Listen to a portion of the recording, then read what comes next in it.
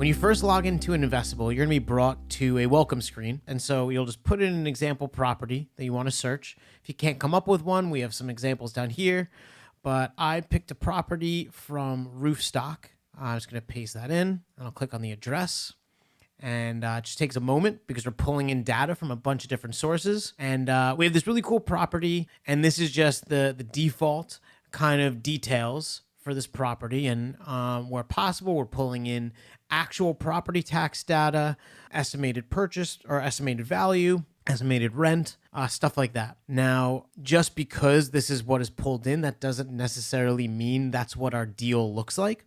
And so let's take a look at our deal real quick. This property, it looks like we could bid for it for $119,900. So I'm going to go over here. Looks like they want me to pay a little bit more than it is worth. So perhaps it's something I'll negotiate down. Actually, you know what? We're doing bids. I'm not going to buy this for more than $118. So I'm going to put that value in here. Now, if we go to the rent, the current rent and market rent's $1,000. So I'm just going to adjust that here.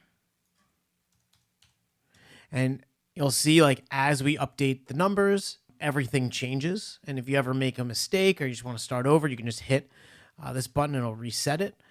And as we're building out our analysis, you'll notice that it's showing us the cash on cash. This would be the return on capital that we'd put in, the cap rate, the gross yield, and a lot of these are just like rule of thumb numbers you're probably familiar with in searching for rental properties. So we're going to go through. I'm going to say I made my closing costs because I have a great mortgage company. It's going to be $3,200. Let's say insurance is a little bit more, say $545. And in Georgia, if you use Excalibur like I do, you will only pay 6% on property management fees. All right. So we have our base deal. And so if it wound up working out like this, we could expect a 14.27% return on our cash, which is pretty awesome. It's like roughly double the market average. We could expect to take a profit of $3,825 a year based on all of our ongoing costs and estimations. For example, we're estimating vacancy. We don't know if it'll ever be vacant, but if we say it's vacant on average 5%, then we'll put $50 aside every month, so it won't be an issue. And the same is with like fixes, like a flooded toilet and so on. Now we have a few numbers here that are important. One is this is the monthly income that you would receive after all expenses. So if the property works as the deal suggests it will, you will keep, after mortgage and everything, $318.78 a month. And the thing is, not everything works out the way you expect. And so we have two other numbers here. One is a medium term and the other is a long term. And so medium term, what we do is we take 15% of the rent and we just throw it out. We're going to assume that some stuff is happening, maybe a tree fell, we have to have it removed, or there's some sort of long-term issue. And so this is what our money would look like if we were losing 15% right off the bat, month to month. And then our long-term number, this is a kind of like, does the deal float type thing. And often, if it is at least $1 here, I'm happy. And we make the assumption that 50% of the rent disappears for various fixes or vacancies, whatever reason. And then we take the expenses out of the remaining 50%. So in that case, if we lost half our money, we'd still profit $21 a month. So I like that. And then finally, we have a first year equity, and this is based on the assumption that we could change in a later screen that I'll show you, but based on a 3% average growth, for 3% appreciation on your property. And so that would mean in the first year, the appreciation plus the amount of money you'd gain through paying the mortgage, you would have about $1,521 in value that you would gain. And I often forget myself exactly how things work. And if you don't understand or are curious, you can hover over any of these numbers and we will explain what it is and how it is calculated. It's available for every attribute in Investable. And if you want to go even deeper, we have a help screen right here. Just pop that open. And you could dive into any of the formulas and frequently asked questions and understand exactly how we calculate everything. So there's a big screen here that has the map, and this will play in a lot later, but you can kind of see where your property lays. And so, for example, I wanted to be close to Atlanta, Georgia, and you can kind of see I'm in like a suburb of maybe a 45-minute drive, not a big deal. And also, where available, we will have all the past sales in here. And so you can kind of pull that information in and see what other people have bought and sold the property for. Now, when you're done with your analysis, what you would want to do is you're going to want to save your calculations. And so you can save. We're going to create a property group. So it'll be Georgia rental property. I'm going to create the group. I'm going to save it. And you'll see our group got added in over here. We will show you later what we could do with that, which is super cool. And you'll see the save icon turn green. So we know it's saved. And now whenever we change a number, like if we change the rent to 1,100, this will be saved for comparisons and everything later. But we're going to make this back to 1,000 because we want this to be real. All right. So you set up your deal. Now you can go and look at the mortgage graph, and this kind of gives you an idea of what the pay down will look like.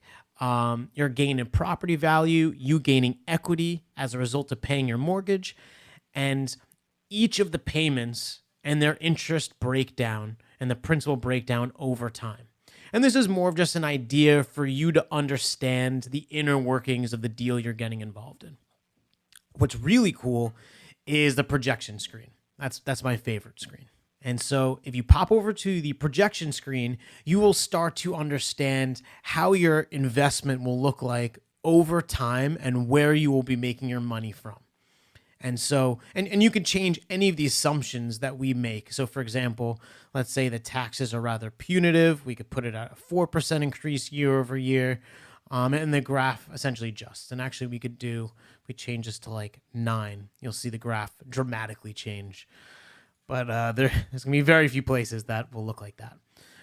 Okay, so the first graph, we're just looking at where value is derived from your investment. So in year 1, you will make $3,825 in cash flow. We remember that from the previous screen. The property will appreciate about $3,500, and you will gain equity total through appreciation and paying down the mortgage of $25,000. And this is a year forward.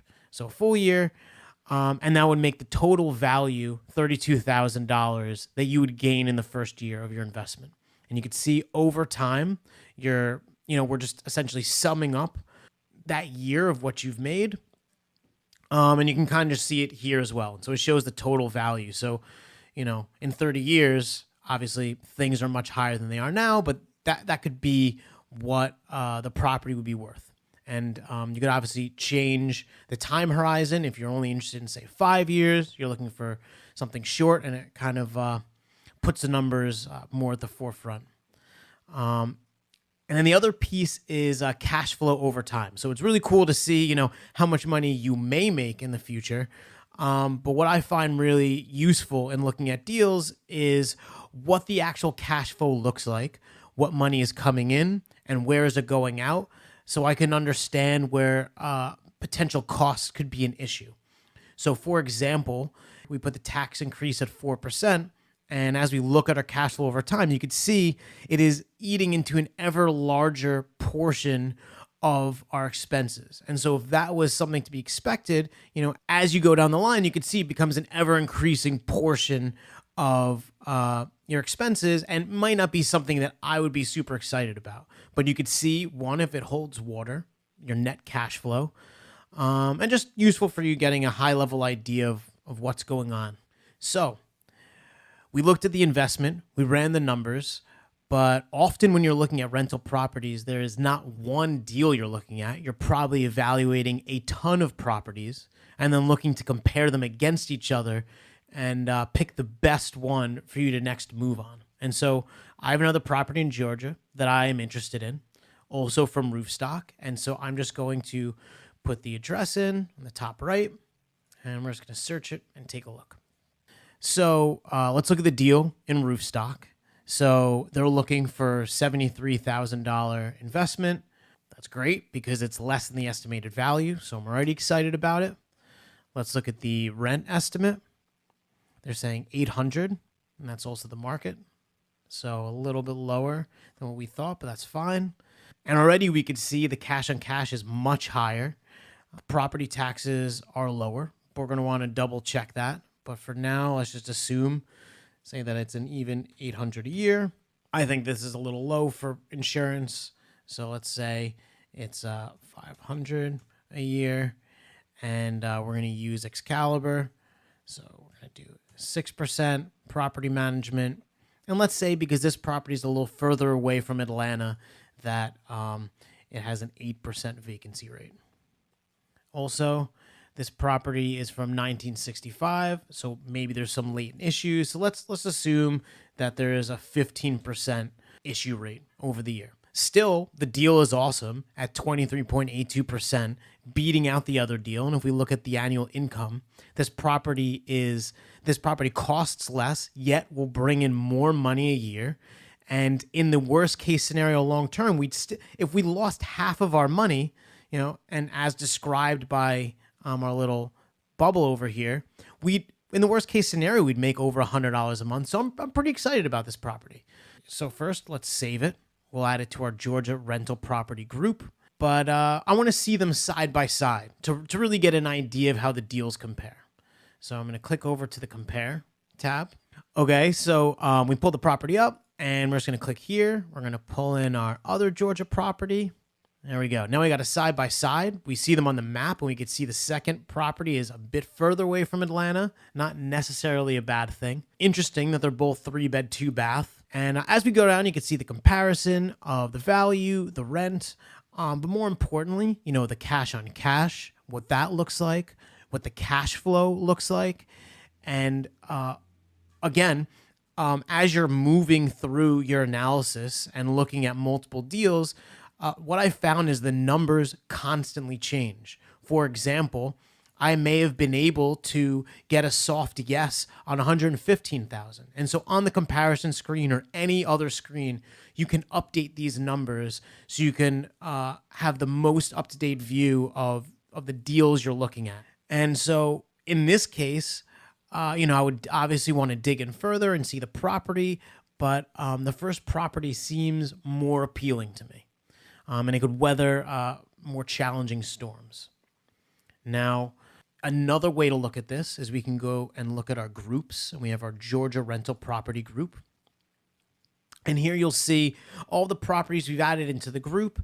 And another way to look at it is you may not want to buy one property. You may be looking to buy a basket of properties. And so if that was the case, and just to kind of show you, if we click into this guy, we show the upfront cost if you were to have a mortgage. But say you weren't going to have a mortgage, it changes because it is the total purchase price plus the closing costs.